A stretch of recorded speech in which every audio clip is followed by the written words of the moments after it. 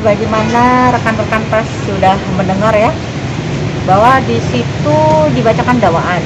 Nah, kami melihat dakwaan tersebut ya masih ada yang resume dari JPU sendiri gitu. Yang perlu kita buktikan nanti di persidangan, apakah dakwaan JPU itu bisa dibuktikan kan?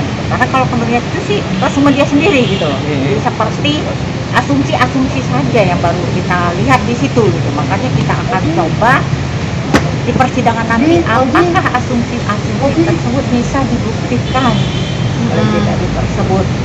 Poin-poin yang menurut Ibu sudah resume dari JPU apa tuh? Poin-poin Karena ini kan terkait ada putusan yang sudah inkrah.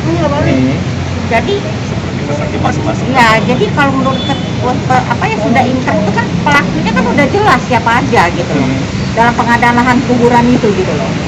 Dan kami belum melihat peran klien kami tuh katanya gitu loh. Itu jadi kan Hidirman sudah dihukum. Nah, apakah ada pengakuan Hidirman tentang itu lah nanti kita buktikan sama-sama lah di persidangan. Kami sengaja tidak akan eksepsi demi kepastian hukum klien kami karena ini udah 2013 klien kami. Dan mungkin sama-sama rekan pers tahu juga ini ketika di Polda sempat dinyatakan tidak bisa, tapi kemudian ditarik oleh KPK. Akhirnya kita ikuti prosedur. Ya cukup secara emosional kan kami juga ya udah dengan kondisi yang seperti ini gitu. Dalam dakwaan itu ada sekitar 5 miliar. 5,7 miliar. Itulah tadi yang kita akan coba buktikan di persidangan, mengingat ada kerugian negara dihitung oleh BPK dan BPKP. Jadi ada dua kerugian negara. Dulu di putusan terdahulu dihitung oleh BPKP, sekarang dan nilainya pun tidak sinkron. Alasan kemarin tidak melakukan pra peradilan kenapa? Ya kita pikir kan prosesnya cepat. Ya percuma dong, nanti juga P21 sudah dilimpah ke pengadilan dalam waktu tidak sampai seminggu. Sementara kan pra peradilan kan 7 hari.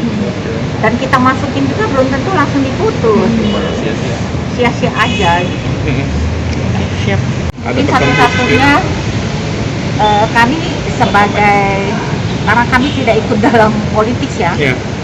Jadi kami sebagai penasihat hukum lebih fokus ke proses Pak JA sampai di sini gitu loh. Jadi kalau untuk politis kami nggak bisa pesan-pesan, no comment deh, silakan tanya kepada tim pemenangan dia atau kepada Pak JA langsung. Oke, siap.